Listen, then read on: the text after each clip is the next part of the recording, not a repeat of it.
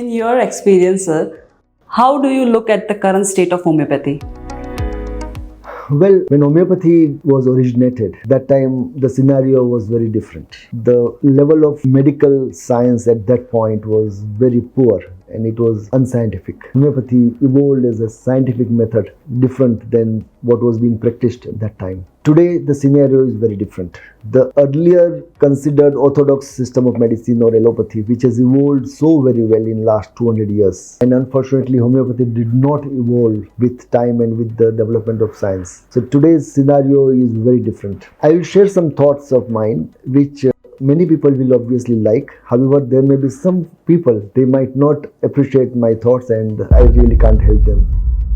In my understanding, today's state of homeopathy is not so good. The current level of homeopathy is such that this cannot be happily carried forward to the next generation in the current format. The current format of homeopathy requires, in my view, a kind of resuscitation. What I mean by resuscitation is that it requires certain level of growth, upgrading and revival. Because there are, in spite of the fact that homeopathy fundamentals are extremely powerful, scientific and progressive, at the same time, there are certain gaps, certain shortcomings in the way how it has been approached, the way how it has been practiced, the way how some of the processes are carried out, and certain lack of development in the areas of new drug discovery, in the areas of trying to understand the nature of homeopathic medicines, trying to understand the potentization, and also about the efficacy of various homeopathic medicines, and the literature thereof, which is very old. We are practicing currently on the guidelines or the literature or information which was made available around 150 to 200 years back by conducting certain homeopathic drug provings on limited number of people of certain substances which are today not reproducible, and even some of the data in the homeopathic literature are questionable.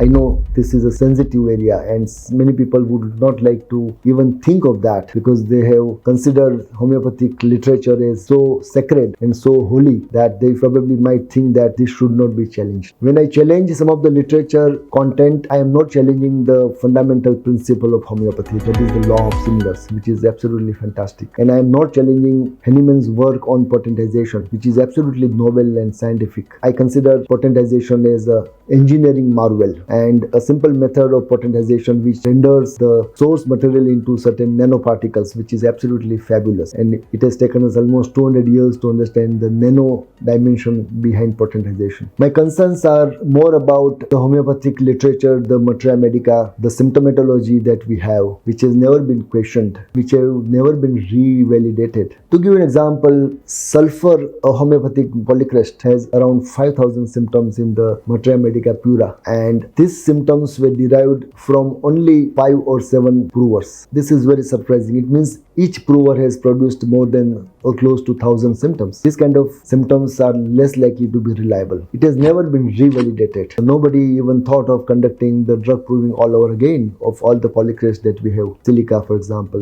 Calicarbonicum, Causticum, and so on and so forth. We need to redo this work because our entire prescribing is based on the symptoms. All the repertories are based on symptoms. Repertories have become junk in terms of the quality of its content. For last 100 years, we did not really bother to add new drugs. Hahnemann in his lifetime developed around 100 new drugs. He spent large amount of his time in developing new drugs, post which some other 1,000 plus new drugs were developed in the time around say 5 decades after Hahnemann. And for the entire last century, from say 1890 till 1990 and even today, so 120 years time, there has not been significant addition of new drugs. Hardly handful of drugs, maybe 5 or 7 drugs have been added in last 100 years. In my view, no system of medicine could survive without introducing new drugs. The diseases have evolved, new medicinal substances have evolved, and we have tremendous potential to develop new drugs. No sincere efforts, no serious efforts were made to introduce major drugs in a scientific way by conducting scientific clinical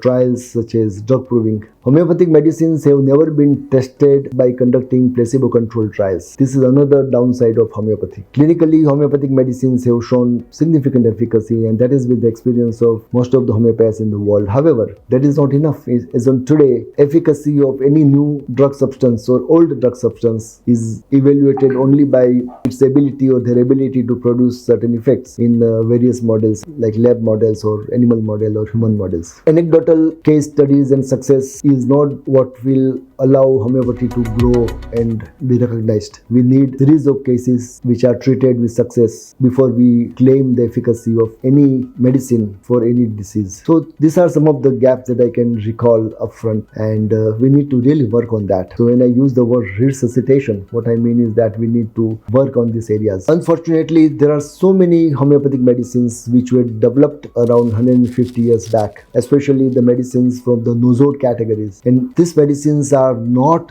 reproducible today. I would like you to read my separate article on non-reproducibility of homeopathic medicines as a big challenge. There I give a lot of examples. We are depending on medicines which were made around 150 years back, and we are using the back potencies to make the current version of the drug, which is not good. So my thoughts are like this, that if the drug was made, say for example Sorinum, which was made by Henneman in the year around 1826, from the pus discharge of a patient having scabies. Now, not only that we do not know or we do not have a documentation of the content of that pus discharge, but we do not know whether today's Sorinum which we are using is the same which Henneman used to make the drug proving. That the symptomatology which were derived in the drug proving and that of Sorinum which was made by him and what we are using today, there may be a disparity, there may be discrepancy, and there is no link, there is no documentation to connect the two. This is just an example. This is true with many of the homeopathic medicines prepared from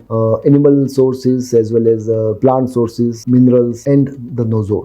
This is very serious, and unfortunately people have not paid attention for so many years. So when I say resuscitation, what I mean is that we need to resuscitate this area. All the homeopathic medicines, they need to be reproved, reassessed, remade with more clearly defined methods of standardization, and of course various clinical efficacy related experiments must be done. So then the question comes, who will do this work? Is this the work to be done by homeopathic doctors? No. The scientific research is never done by homeopathic doctors, because even in the conventional medicine, the medical research is not done by the medical doctors. The research is done by different set of scientists who are pharmacologists and other scientists. They do the research. Likewise, for this research which I am mentioning, required for resuscitation of homeopathy, you need to employ a set of scientists from different areas, and they will do this fundamental research and they will bring the benefits of that to the profession of homeopathy. So homeopathic doctors don't need to really bother about conducting the research themselves. One of the biggest challenges that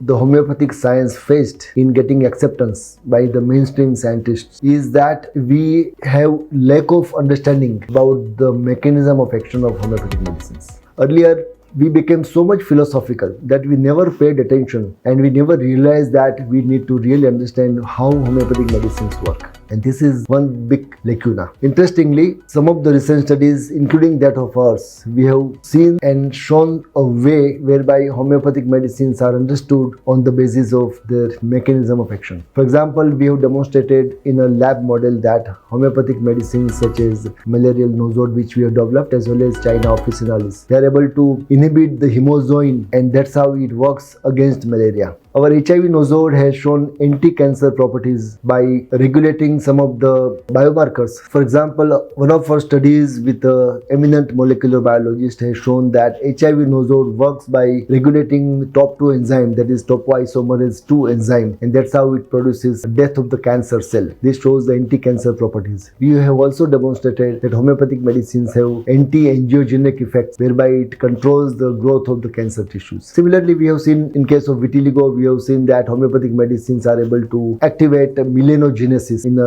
lab model. In one of our studies with COVID nosode has shown efficacy by activating B cell and B cell immune response. And that's how it produces certain important changes in the immune mechanism and protects against COVID infection. This paper is under review, so I'm not giving more details. Likewise, we have several such leads, and I'm sure we need such kind of mechanism of action of homeopathic medicines explained for every homeopathic homeopathic medicine. This is one of the biggest areas where we need resuscitation. So all in all, we also need to really work on potentization. Potentization is a fabulous method, but we did not understand what it does, how it works. We have done some recent studies at Mumbai University, and we have got some evidence of what the process of potentization does, but that is not enough. In fact, we need many more physicists and biophysicists and other engineers and scientists to work on that to understand the nature of potentization, because potentization brings about the transformation of a drug substance into a nano medicines. We also have a lot of fixed ideas in homeopathy by practitioners in terms of the use of single remedy, multiple remedies,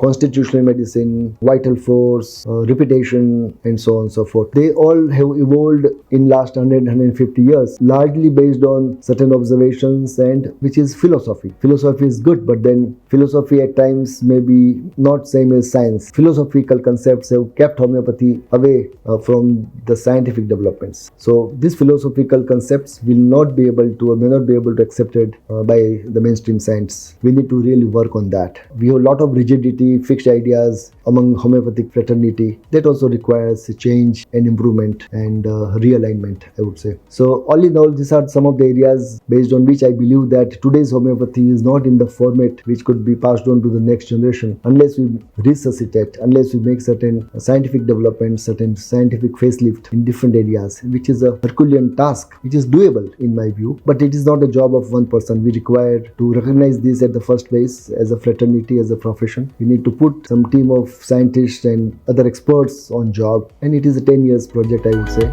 and we can really resuscitate this and bring a much refined modern face of homeopathy which it deserves. I wish these ideas will stimulate some of the minds and will also bring a lot of questions, I am sure. Try to send me questions. If I'm capable, I'll try to answer some of these questions. I wish this helps, and thank you so much for listening to me.